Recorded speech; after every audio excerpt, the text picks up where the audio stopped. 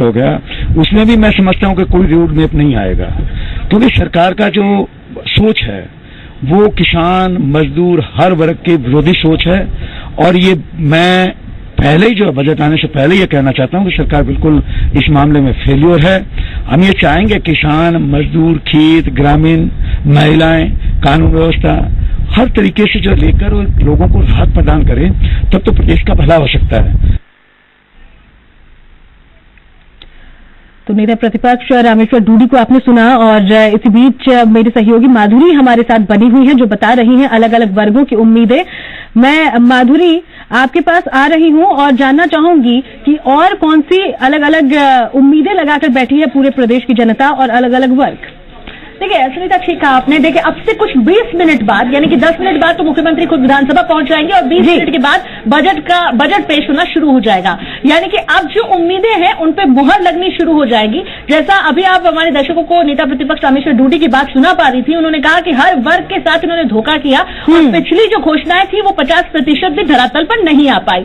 हालांकि विपक्ष अपनी भूमिका निभाता है और इस बात को वो हमेशा कहता रहा है कि सरकार जो काम कर रही है वो उतना फलीभूत नहीं हो पाया है। लेकिन कुछ जो सेक्टर्स हैं जिनसे खास उम्मीदें अभी 20 मिनट बाकी है, इसलिए मैं बता दूं कि खेल क्षेत्र को लेकर अगर हम बजट में उम्मीदों की बात करें तो यहां अंतर्राष्ट्रीय पदक विजेताओं को नौकरी मिलने की बात जरूर सामने आती है, उनकी वो उम्मीद जरूर होती है। पिछले बजट में भी इस तरह की उम्मीद को एक जगह और एक आस दी गई थी, लेकिन अभी तक सरकारी नौकरियों की वो भर्ती की बात जो अंतर्राष्ट्रीय पदक विजेता है उन पर पूरी हो नहीं पाई है। ये मैं इसलिए बता रही हूं क्योंकि ये चुनौती होगी सरकार के सामने।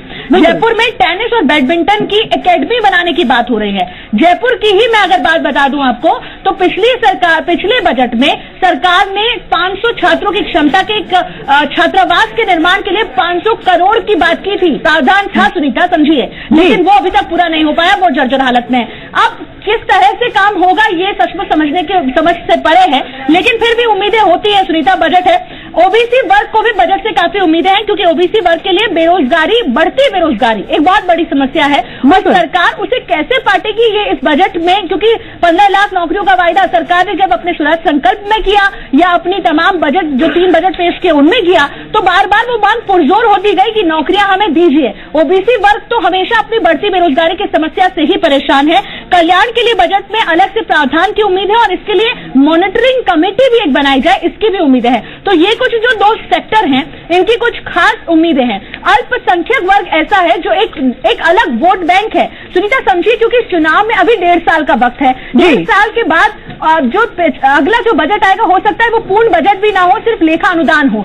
अब आज जो बजट पेश होने वाला है वो पूर्ण बजट है, इसलिए अल्पसंख्यक तबके को निराश नहीं कर सकती सरकार। और अल्पसंख्यक तबके की जो उम्मीदें हैं वो छात्रवृत्ति को लेकर है, छात्रावास के लिए अलग प्रावधान की उम्मीद है। इसके साथ आप मदरसा शिक्षा को मॉडर्न शिक्षा की बात करें, क्योंकि पिछले बजट को आप भूल नहीं सकते। अगर कंपैरिजन में करूं तो पिछले बजट में मदरसों की संख्या बढ़ाने के लिए पैसा दिया गया था, प्रावधान दिया गया था, लेकिन वो हुआ नहीं।